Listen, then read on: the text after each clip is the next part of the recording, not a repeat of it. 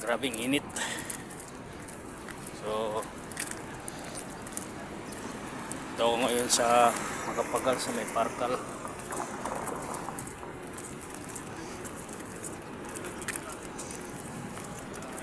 Ito ako ng parking. Galing ako dun sa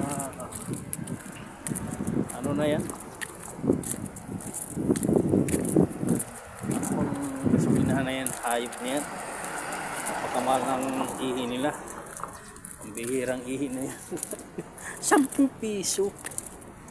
Hayop na yan. Umihi ka lang mga guys, 10 piso. Ganun na pala katindi ngayon. Ang bihira na yan. Oh, anong gasolina namin? Ay, total. Ang mahal ang ihi nyo. 10 piso, umihi ka lang. Bihira.